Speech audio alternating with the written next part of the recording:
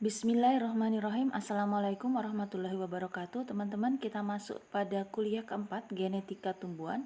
Hari ini kita akan membahas tentang teknik perhitungan genotip dan fenotip untuk monohibrid, dihibrid, trihibrid, dan polihibrid. Teman-teman semua, kita sudah belajar tentang bagaimana persilangan monohibrid, yaitu persilangan dengan melihat satu sifat beda. Nah, pada persilangan monohibrid dengan melihat satu sifat beda, kita melihat bahwa ada 3 jenis genotip dan ada 2 jenis fenotip.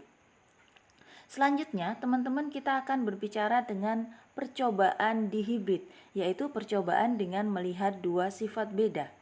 Percobaan dihibrid bersandar pada hukum 2 Mendel, di mana dalam proses pembentukan gamet, setiap pasang alel dalam satu lokus bersegregasi bebas dari pasangan alel lokus lainnya dan akan berpadu secara bebas dengan alel-alel dari lokus yang lainnya.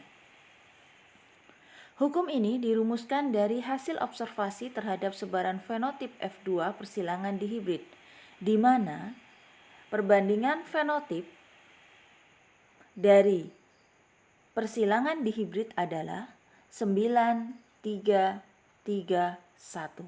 Contohnya di bawah ini. Jadi ada 4 kelompok di mana jumlah individu kelompok pertama itu adalah dengan rasio 9 atau 9/16 dengan fenotip bundar kuning. Kemudian kelompok kedua dengan rasio 3 itu adalah keriput kuning.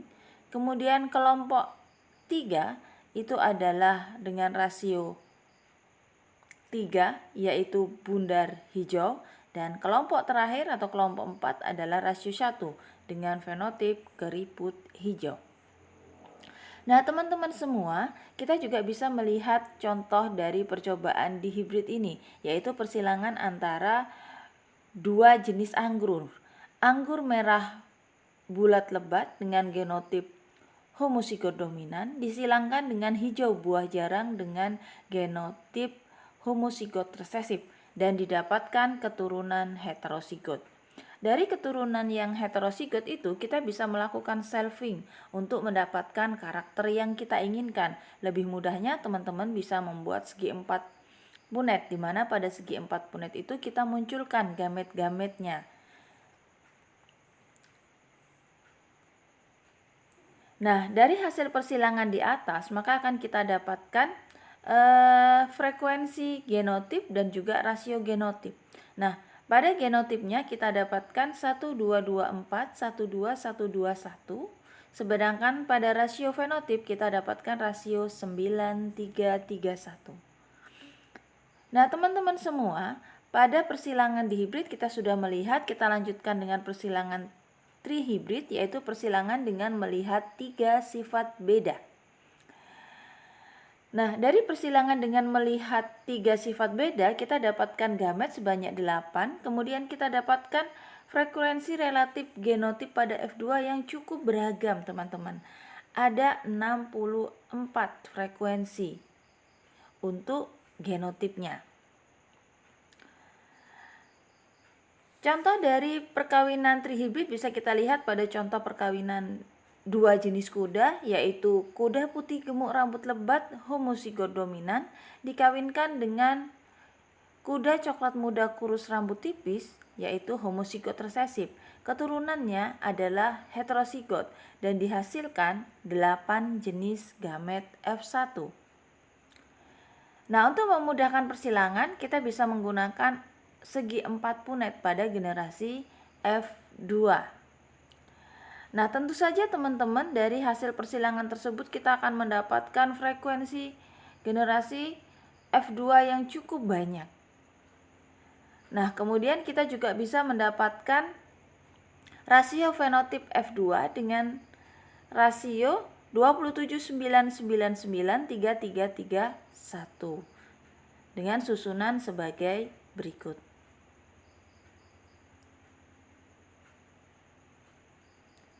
Nah, teman-teman semua, untuk memudahkan kita melakukan perhitungan dari rasio fenotip, maka kita bisa menggunakan segitiga Pascal. Segitiga Pascal ini bisa kita manfaatkan untuk menghitung rasio fenotip biar lebih cepat, terutama untuk persilangan-persilangan yang dihibrid, kemudian trihibrid, dan polihibrid. Bagaimana cara simulasi menggunakan segitiga Pascal? Di sini akan kita contohkan untuk dihibrid ya. Angka 1 yang pertama teman-teman ini menunjukkan angka yang mengikuti hukum segitiga Pascal. Kemudian angka 2 ini adalah angka tetap. Angka 3 adalah angka tetap. Kemudian angka 2 menunjukkan adanya gen dominan. Maka dari penggunaan segitiga Pascal di atas, kita memperoleh perbandingan rasio fenotip 9331. Nah, selanjutnya bagaimana dengan trihibrid? Nah, kita tetap menggunakan segitiga Pascal. Nah, di sini angka 1 ini angka mengikuti segitiga Pascal. Kemudian angka 3 ini adalah angka tetap. Kemudian 3 yang di atasnya itu merupakan banyaknya gen dominan. Maka dari sini teman-teman kita dapatkan rasio fenotip trihibrid 27,999,33331. Nah, selanjutnya bagaimana dengan theta hibrid? Ini bisa nanti coba teman-teman untuk simulasikan, untuk berlatih menggunakan segitiga Pascal untuk memudahkan dalam perhitungan. Nah, teman-teman, jika N banyaknya lokus heterozigot pada generasi F1, maka F2 akan didapatkan banyaknya jenis gamet itu sama dengan 2 pangkat N. Banyaknya fenotip di F2 itu 2 pangkat N. Banyaknya macam gamet itu 3 pangkat N. Kemudian banyaknya individu yang diperlukan untuk menunjukkan nisbah itu 4 pangkat N. Nah, kita contohkan untuk dihibrid. Banyaknya jenis gamet 2 pangkat N sama dengan 2 pangkat 2 sama dengan 4. Banyaknya fenotip di F2 2 pangkat N sama dengan 2 pangkat 2 sama dengan 4. Kemudian banyaknya macam gamet 3 pangkat N 3 pangkat 2 sama dengan 9. Banyaknya individu yang diperlukan untuk menunjukkan nisbah sama dengan 4 pangkat N sama dengan 4 pangkat 2 sama dengan 16. Nah, itulah perhitungan genotip F2 pada dihibrid. Baik teman-teman semua, kita contohkan lagi, misalnya kita punya genotip A besar A kecil, B besar B kecil, dan A kecil A kecil, B besar B kecil. Nah, cara perhitungannya adalah berikan pangkat 2 pada heterozigot, 1 untuk homozigot. Jadi akan diperoleh A besar A kecil kuadrat, B besar B kecil kuadrat, A kecil pangkat 1, kemudian B besar B kecil kuadrat atau pangkat 2. Kemudian selanjutnya langkah kedua adalah gandakan pangkatnya dan akan kita dapatkan hasilnya sebagai pembilang dari angka perbandingan frekuensi genotip. Kemudian langkah yang ketiga, 4 pangkat N merupakan banyaknya individu untuk menunjukkan perbandingan, sedangkan N adalah banyaknya heterozigot di F1. Jadi nisbah kedua genotip tersebut adalah, kita perhatikan teman-teman, F A besar A kecil B besar B kecil itu sama dengan 2 cross 2 atau 2 kali 2 per 4 pangkat 2 atau 4 kuadrat. Jadi 2 kali 2 sama dengan 4. Kemudian 4 kuadrat adalah 4 kali 4 sama dengan 16. Yang kedua, F A kecil B besar B kecil itu sama dengan 1 cross 2 atau 1 kali 2 per 4 kuadrat sama dengan 1 kali 2 sama dengan 2, 4 kuadrat sama dengan 16. Jadi 2 per 16. Kemudian menghitung nisbah genotip ini bisa kita lakukan pada generasi F2 tentu saja. Kemudian di sini adalah perhitungan genotip pada trihibrid dan polihibrid. Jadi kenapa kita melakukan perhitungan dengan menggunakan rumus-rumus teman-teman, karena untuk trihibrid dan polihibrid ini tentunya jumlah genotipnya sangat banyak.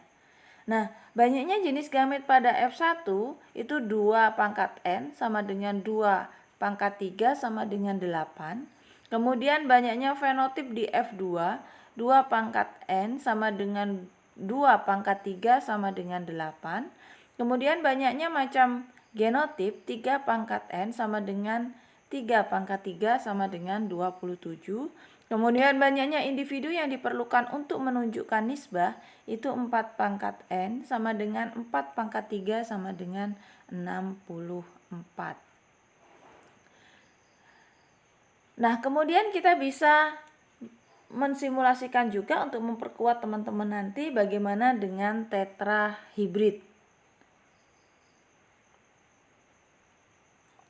Perhitungan genotip trihibrid dan polihibrid. Perhitungan didasarkan pada perbandingan monohibrid, di mana fenotip dihibrid itu 9331, kemudian fenotip trihibrid itu 27,999,331. Kemudian banyaknya gamet dihibrid itu 2 pangkat 2 sama dengan 4. Kemudian banyaknya gamet trihibrid itu 2 pangkat 3 sama dengan 8. Kemudian banyaknya fenotip F2 dihibrid itu adalah 2 pangkat 2 sama dengan 4. Banyaknya fenotip F2 trihibrid itu 2 pangkat 3 sama dengan 8. Banyaknya macam fenotip F2 dihibrid itu 3 pangkat 2 sama dengan 9. Banyaknya macam genotip F2 trihibrid itu 3 pangkat 3 sama dengan 27. Jumlah variasi individu pada F2 dihibrid itu 4 pangkat 2 sama dengan 16. Kemudian jumlah variasi individu pada F2 trihibrid sama dengan 4 pangkat 3 sama dengan 64. Jadi saya minta kepada teman-teman untuk rumus-rumus yang memudahkan kita dalam menghitung genotip dan fenotip pada hasil persilangan, terutama untuk trihibrid dan polihibrid, itu silahkan untuk dipahami dan dihafalkan. Oke, pengujian hasil persilangan. Hasil perkawinan dihibrid dan trihibrid tersebut dapat diuji dengan menggunakan perkawinan resiprok antara individu F1 hasil persilangan dengan homozigot resesif.